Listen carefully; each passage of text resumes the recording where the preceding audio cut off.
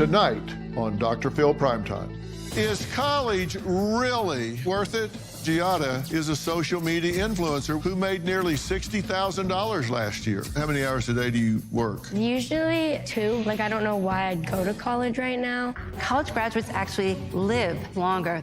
She is a doctor, but she says her student debt nearly killed her. How much did your debt get up to? Close to $400,000. You actually considered taking your own life.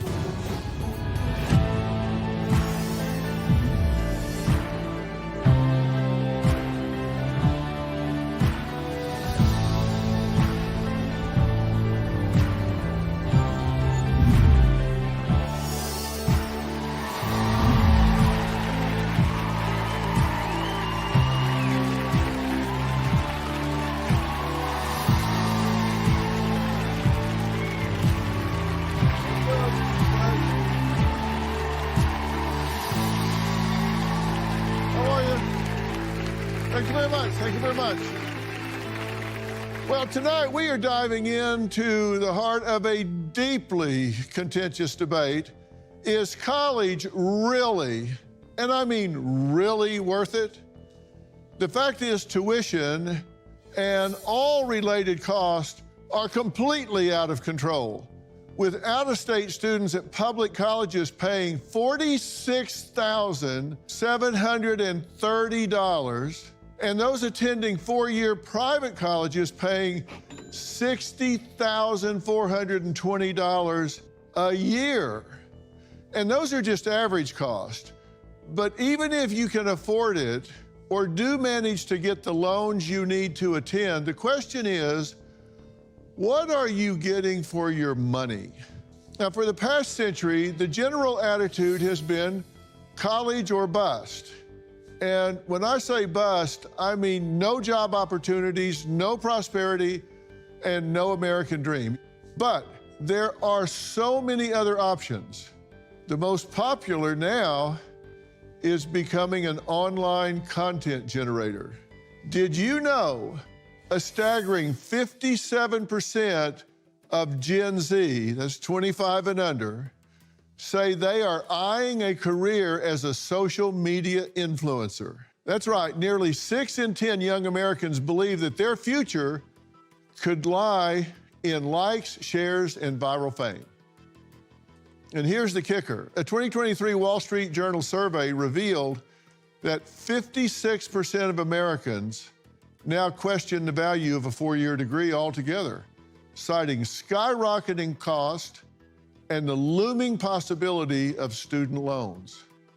So I'll ask you, if given the choice to go to college, to amass debt, and then possibly not be able to get a job in your field, or don't go to college, risk it and become a social media content generator, which would you choose? Now, Mindy is having just that dilemma. Her 16-year-old daughter, Giada, is a social media influencer with over 420,000 followers who made nearly $60,000 last year just through social media deals. Now, Mindy says she doesn't know if she should allow Giada to continue down the path of full-time influencer or push her to go to college. So she at least has a plan B. Take a look. When Giada was 11 years old, she won a cheerleading competition, which led to a modeling contract. I was over the moon. I loved it. Soon after I started modeling, I started my first social media account. Before long, she had 50,000 followers. It was wild. About 3 years ago, I got my first manager. She found me on some social media app. And then 2 months later, we started filming YouTube videos. On TikTok, I have 138,000 followers. On Instagram, I have 143,000 followers. YouTube, I have 9,000 followers. That's a pretty good list. Last year, my daughter made over $50,000 while going to school. Last month, I officially graduated from high school with honors. She really wanted to get done with her schooling so that she could really focus on social media. Now you add a layer of icing on the top. Now that Giada graduated from high school, she doesn't feel like she needs college, and that significantly worries us going forward. If she is gonna go to college, she should start now so that she retains everything. I don't really know if I need to go to school again because I already have learned the stuff I need for this job. Here's the set. It comes with the lashes remover, bond glue, and tweezers. On one side, she can continue to grow her business, not go to college. On the flip side, social media isn't forever. Hey everyone, I personally don't think I should go to college right now. Let me know in the comments what you guys think. Well, Mindy, Gianna, thank you guys for being here. Thank you for having us. So you're really debating what you should encourage, right? Yeah, that's correct. And do you have doubts? I have doubts in going to college, yeah, because I'm not good with socializing because of social media. I haven't gone to school in like forever. So I don't know if I'd be good with socializing, and I also don't have a reason to go. I don't know what I would go for. Yeah. You're a VP of sales, right? Yeah, that's Which correct. is that's a lofty position, right? Significant company, significant position, no college degree. I have no college degree. So I basically just worked my way up through technology and ended up in that position. So that's where I really struggle with her going to college and not going to college because, am I the exception to that? Where, a degree looks really great on paper. And when I'm interviewing people, I look for that specifically. So, but I don't want her to go without direction, if that makes sense. Yeah, and you made over $50,000 last year, which is a lot of money, right? Yeah. So how many hours a day do you work? After what I mainly post, it's like 2. So does it have to be an either or? If it's 2 hours a day, you could squeeze that into your college time. I don't think it has to be an either or. It's just I don't know what I would go for. Yeah. Like, I don't know why I'd go to college right now. Do you have any interests that you would pursue? Anything you want to learn about? Not really. But I feel like with social media, I could do like marketing and do that without a college degree. I know people that do it without, and I have so much background knowledge from my Instagram and TikTok and all that. And do you know what the average length of a career of a successful influencer is? To be honest, I think it fluctuates because I think people go in and out of trends so easily, and that's part of the reason I don't know. Like, maybe college would be good because what if it just all ends up shutting down one day because I get canceled, or there's so many possibilities with it. Yeah. What would you do then? Like, the average length of time is 8 years. Really? And that's for somebody that's really successful. I haven't thought about what after would look like. Yeah, and see, that's a good thing to do. It's Yeah. a good Concerning for me as a parent. Yeah, it's a good thing to think about what would be next. Have not necessarily a plan B, but a next phase. And there's nothing wrong with what you're doing, and congratulations, by the way. Yeah. I mean, you're 16 and making a lot of money and doing it in a positive, fun way. And what you see is what you get. I mean, that's Yeah. that's her. All right, so next, did you know that you could actually take classes in social media and deal with content creation? You can do that in college. And we're going to meet a college professor who says there is a lot more to social media influencing than just making random videos for TikTok. We're going to add him to the conversation after the break. You might hear something that would stretch this out. We'll talk about that when we come back.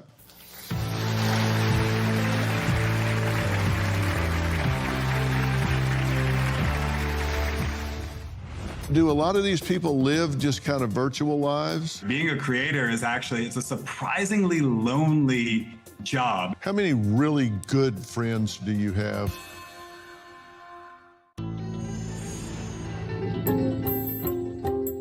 Giada has come to me many times and has told me that she doesn't feel like a normal teenager and that she feels excluded. And if she doesn't go to college, she misses the socialization piece of being a normal teenager. However, am I really going to be paying a university so that Giada can make friends?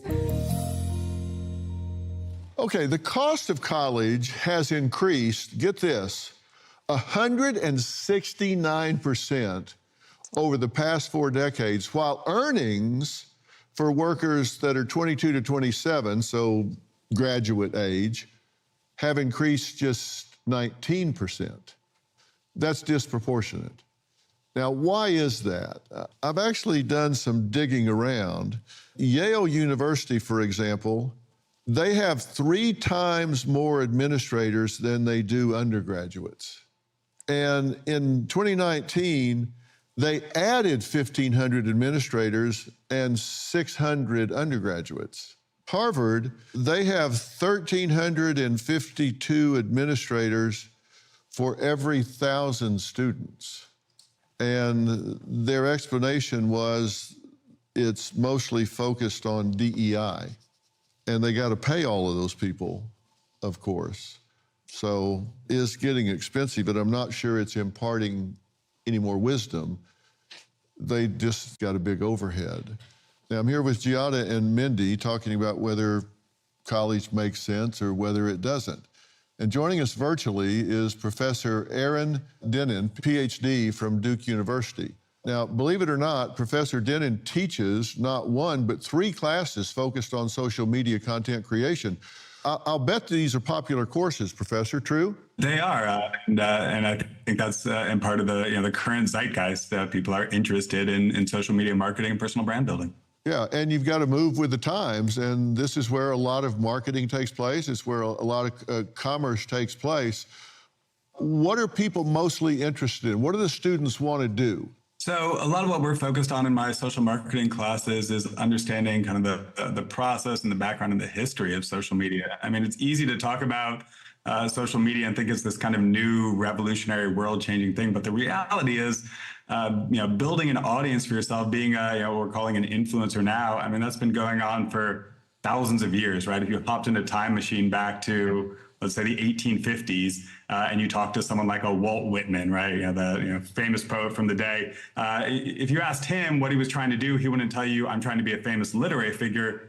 Being a poet was like being a TikToker of the day. Emerson, Thoreau, Melville. I mean, these were some of the most popular names in the world at the time. And so what we have to understand is the technologies have shifted, and maybe now people are on Instagram or TikTok, but in a much bigger context, we've always had these people creating media that's entertained the world. Yeah, and there are pros and cons to this. And on the pro side, I suppose, it doesn't take any particular training. You don't have to have a PhD or whatever. The apps are free, the content is free, it's a flexible schedule. On the con side, it's really oversaturated. Constant trend changes, and there's a lot of influencer fraud, and it may take a long time to monetize this. You've got students that have anywhere from 2,000 to 2 million followers, right? And so really a lot of the work I'm doing and thinking about with my creators, especially as they get up into that 2 million range, is right, how do you go from being a person just doing it by yourself to someone who's got a team around you? Do a lot of these people live just kind of virtual lives? Being a creator is actually, it's a surprisingly lonely job. People see it and they see on TikTok or Instagram and you got millions of views on something. They must assume it's some glamorous life. And the reality is, that they don't see that you did 20 takes to get that thing, or that 15-second TikTok wound up actually taking you 5 hours. And so what happens is you have this very lonely existence. And so one of, I think, the best ways to grow yourself as a creator is actually to surround yourself with other creators, because the average person isn't going to really understand you and what you're doing and what you're trying to accomplish. They're going to kind of make fun of you, maybe I can't believe that's how you're acting, or holding a camera out, or like, that's not really you. And what they don't understand is that being a creator is about creating a character that you're putting online. And that's, again, a very lonely existence. So what I encourage, whether it's going to college with a great creator program or not going to college, is finding a community of creators to surround yourself with who understand what you're trying to do and understand that this is a kind of an entrepreneurial enterprise that again can be very lonely if you don't have a great community around you. Do you get out in the world much? I travel a lot. Like, I see the world, I guess you could say. But as for like friends and making them, it's really hard because in the influencer community, a lot of them are fake or using each other, and there's not really real connections. You're not bonding with people. You're making a video and then leaving.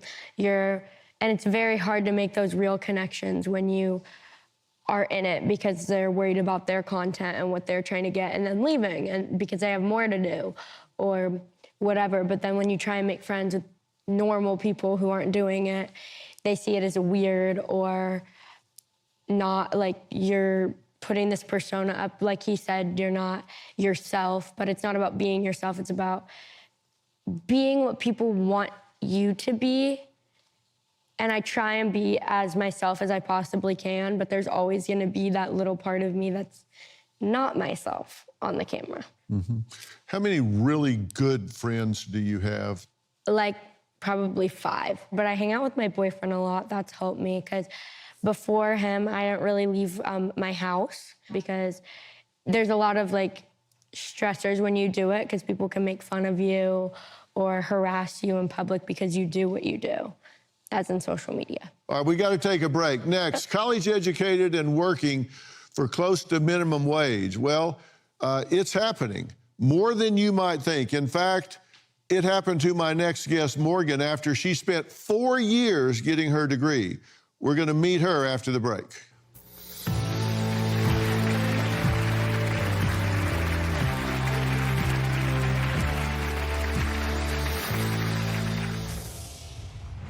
I did all of that work, and I feel like I'm a little bit behind. Do you think you could have gotten the job you now have if you didn't have a degree?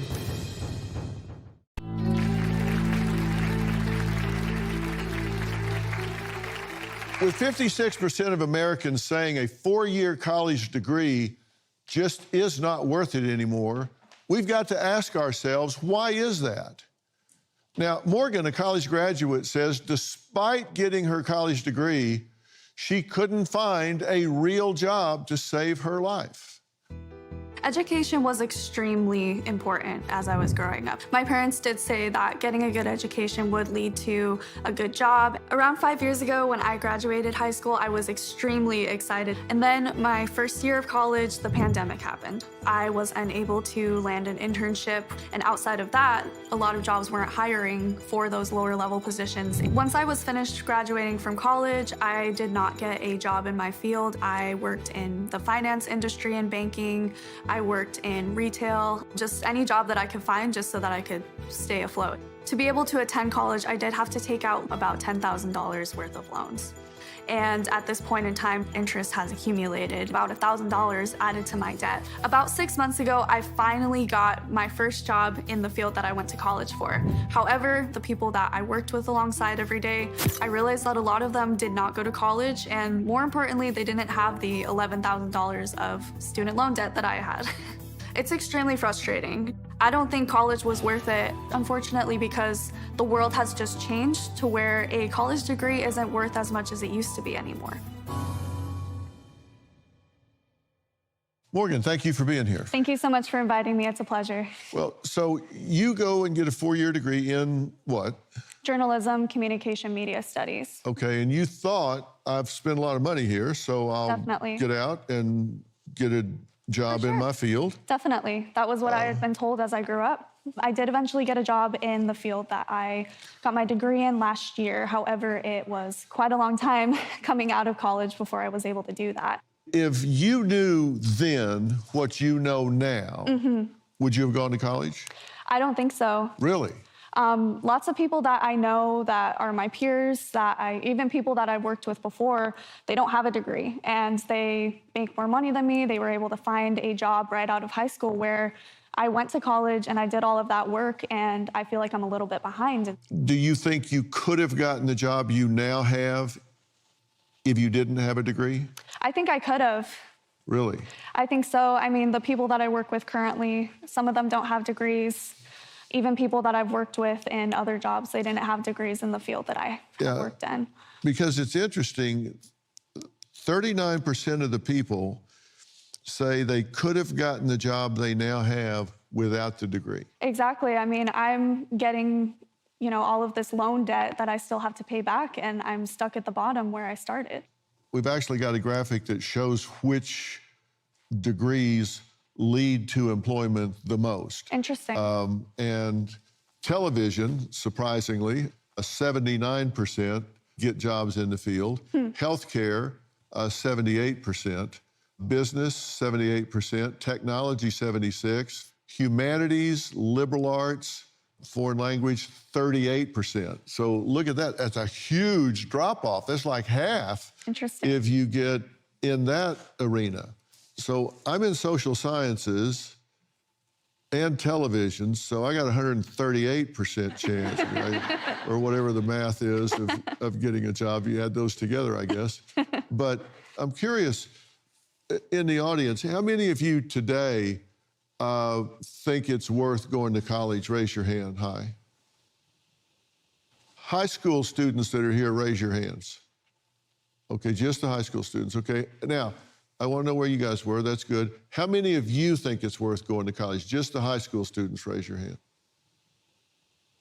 Okay, only 7 of you, when we polled you before the show, said it was not worth it. You know, interestingly, if you go to college, you tend to make 68% more money than a high school graduate throughout your lifetime. And the difference is $1 million. And the difference between a master's degree and a bachelor's degree on an annual basis is about $30,000 a year.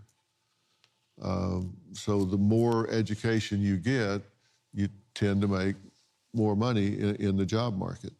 So we're gonna have a doctor this conversation who says she was so overwhelmed by her student loans that she nearly did the unthinkable. That's next.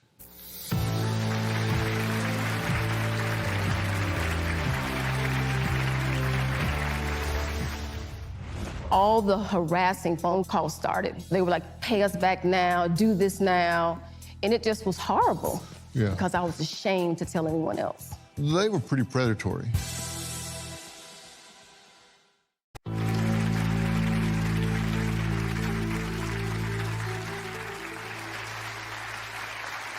If there's one thing I think we can agree on tonight, if you want to be a doctor or a lawyer, you have to go to college. Well, my next guest is a doctor, but she says her student debt nearly killed her. I was around 11 years old when I decided to become a doctor. Physicians make a lot of money, so I just assumed I'd be fine. So when I was looking at medical school and taking out loans, I just assumed that I could pay all this money back, and boy, I didn't understand compounding interest and how it would affect that amount. Easily over $100,000 of interest was added to my debt. I didn't even make $100,000 for 5 years after I finished medical school. The debt collectors, they weren't waiting until I became a real doctor. They were calling, sending letters. They ripped my credit score to shreds from the 700s down to 380. It was horrible. I couldn't buy sand from a desert, to be honest with you. The nail in the coffin, when I was trying to get a job, the medical school wouldn't release my transcript because of my debt. I was very mentally fragile, and it was a cold, dark night, and I sat there rocking with a loaded gun, crying out to God, and wanted to end it all because I felt like I wouldn't be able to turn things around.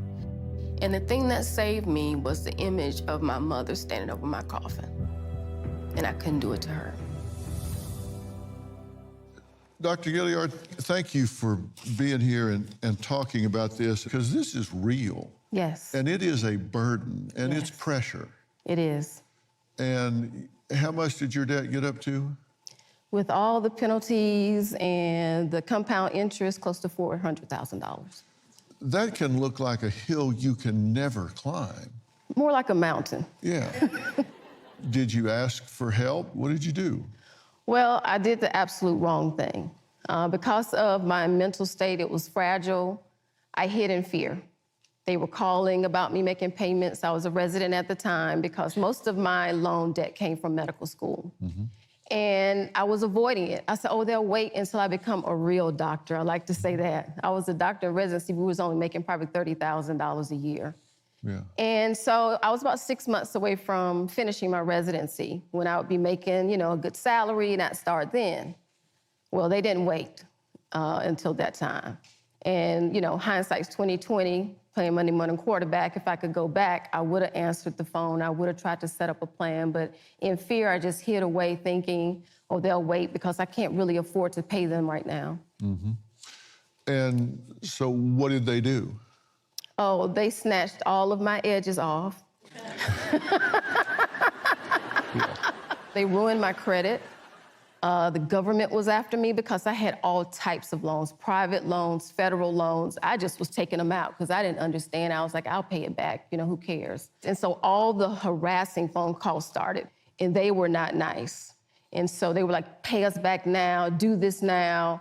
And it just was horrible. And I did it all within myself because I was ashamed to tell anyone else. And they were pretty aggressive, pretty predatory. Yes, yes. So where are you with all of this now? Oh, I finished paying it off in 2015.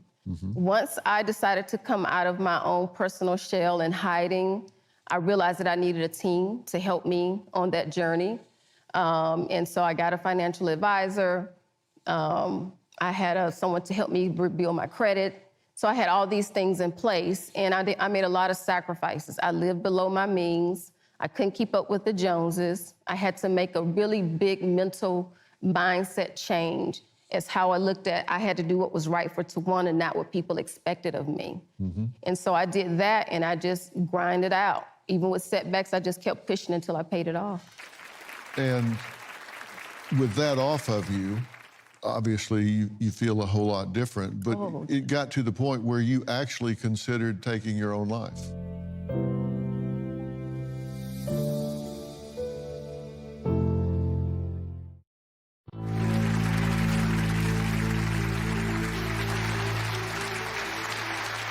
It got to the point where you actually considered taking your own life. I did. That was in residency. That was when all of it came to a head. I was mentally fragile on surgery rotation, where you go in when it's dark, you get home when it's dark and it's snowing outside. I was in Pennsylvania. And I just contemplated ending it all because all the dreams I had of setting up my mother and doing all this stuff for her, I was like, how can I do this with all of this debt? And I almost did that. You said if you could have done anything differently, you would have taken a gap year. What do you mean? Why would you have done I think it's that? important because I was so driven. I'm very type A. So like, boom, it was always about school, school, school. I never had time off. Even my summers in college, I was always in some honors program, always in a book. And I didn't have any time to breathe and just let myself be. And I would have been a little bit more mature. What would you say today to all these people out there now that are carrying this burden of student loans? It's just about really owning where you are, giving yourself grace, and come up with a plan. Realize you don't have to suffer in silence because so many people have lost their lives behind this. You don't have to suffer in silence. Do what you can until you can do better. It doesn't seem fair that the education, they keep charging more and more for it. People are having harder and harder time getting the degrees to pay off. Right. And they keep getting in debt. Nobody's talking to them and explaining to them, look, here's the situation. If you get in a bind, do this, do this, do this. Somebody needs to be educating these kids. Right. I totally agree. And they have to have that understanding of what these loans mean, what it does to them, because it's a setup. When you think about credit card debt and student loan debt, they're both in the trillions in this country. That is horrible. And I think that's important for people to know.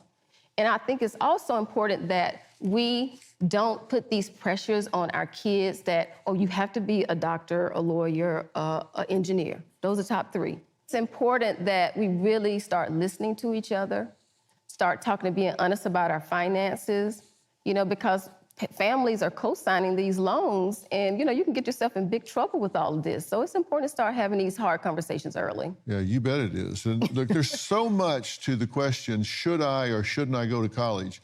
And how do you even begin to make sense of it all? Well, we're going to start figuring it out with someone who knows all about it. We're going to add them to the conversation when we come back.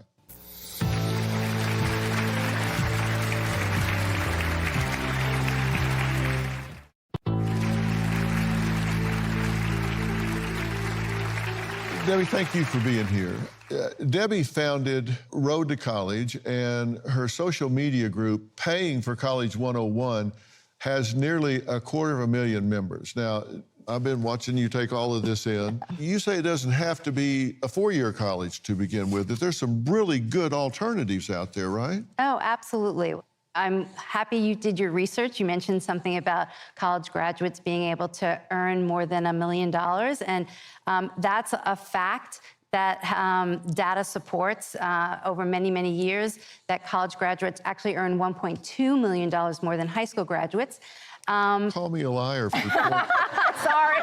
for point two. I mean, come on. And there's actually two other important data stats related to being a college graduate. College graduates tend to be employed more often than high school graduates. And why that's important is in times of recession or a downturn in the economy, a college graduate can get a job more easily than a high school graduate. They can pivot their skills into new roles, into new industries. And so that just makes college graduates more mobile. And the last, this is kind of an important stat, is that college graduates actually live 7 years longer than high school graduates. So, you know, and some of that comes from the fact that they have access to better health benefits, and they're also just more knowledgeable about medical options. So I say all that, it's a very complicated topic, and you've kind of hit on all ends of it. I do believe that a college degree is worth it, but I also believe that we have to address the costs. Check my figures on this, but someone with an associate's degree can earn an average of $52,000 a year, a bachelor's degree, $74,000 a year, a master's degree, $86,000 a year. And as I said, a bachelor's degree will earn 68% more than a high school degree. So, I mean, it really adds up when you look at it across time. And that's how you get to that $1.2 million a year over your lifetime. And that's a lot. It is. I mean, that makes a big difference when you think about it, but the cost can really get prohibitive. Right. So I think when you ask the question, is college worth it? There's really two pieces to that. There is, should an 18-year-old, or high school graduate go on to college to continue their learnings? If you take away the cost piece of it. I believe they should. I think a lot of the stats that we're talking about encourage that. I think people in the audience as well have that feeling. And then we have to talk about at what cost should we be sending students to college. We have to be smarter consumers about where we send our students to college. And part of being a smarter consumer is understanding the process of financial aid, about college admissions, and knowing which colleges actually give money to students to reduce the cost. So some of the stats that you mentioned are what I would call sticker price, but not everybody pays the sticker price, and a lot of students pay what they call the net price, and they pay a lower price, but you have to be smart to know that you're applying to the schools that can give you money. And as Dr. Juliet also mentioned, we have to be smarter families, and we have to talk about this much, much, much earlier in high school, in middle school. My goal has actually always been to educate the parents about this process, because they will ultimately be guiding their students. And frankly, if you choose a college that you can afford, the net effect is going to be a lot better than going somewhere that, maybe is a marquee college. Of course, I've been in business for myself most of my life, all of my life. Nobody's ever asked to see my transcript. No. I don't just play a doctor on TV. I really did go to school. But I went to North Texas State University, and it was a state university, and it was in-state. And it was an APA-approved program, and I did an APA-approved internship and all, and it was really, I think, as good an education as there was to get. But it didn't cost an arm and a leg. Exactly. So, I think we all have to have a mentality that it is important to go to college. It may not be 100% for everybody, but for the majority of people, it's going to pay off. Yeah. And we have to find the college at the right price. Yeah. It's going to make sense. But it's not for everybody. I have one final question for Giada after the break.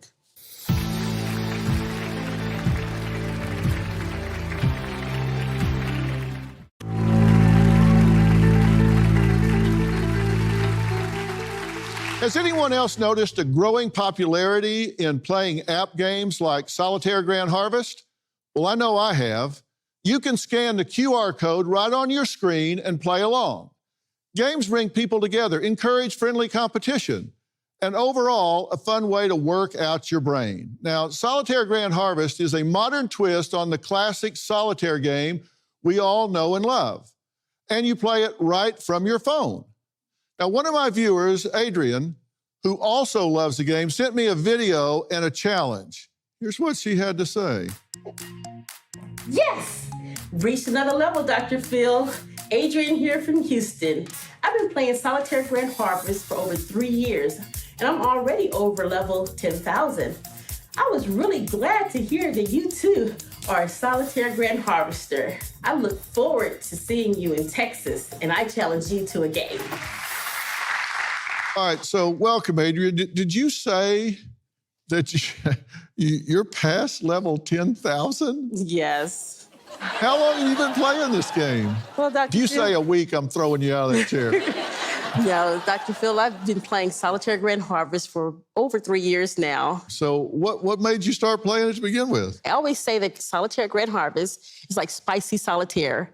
It has flair. The levels can be challenging, and so that keeps my mind sharp. Playing the game is very therapeutic for me. Playing app games like Solitaire Grand Harvest can be very therapeutic for people. They are great for helping us de-stress after a long day. These games, they are a lot of fun. Should we give it a shot? Sure. All right, so we're going to count into this, okay? Now, give me a head start. Okay, you're on level 10,000, and I'm on it's double digits. All right, you got your phone? I got my tablet. All right, let me hit my button, and you hit yours.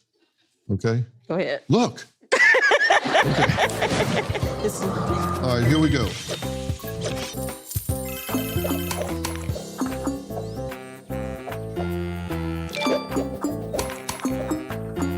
It's terrible.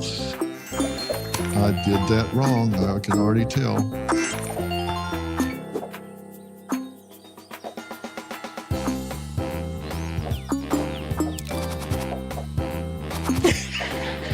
What?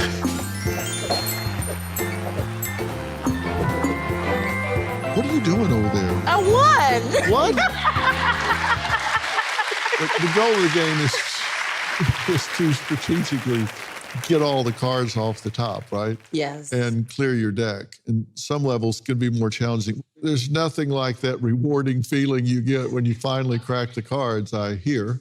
The game takes place on an open farm complete with cute animals and relaxing music. There's no time pressure, and you have as long as you need to complete the level unless you're playing a ringer, like Adrian here. But it really is a lot of fun.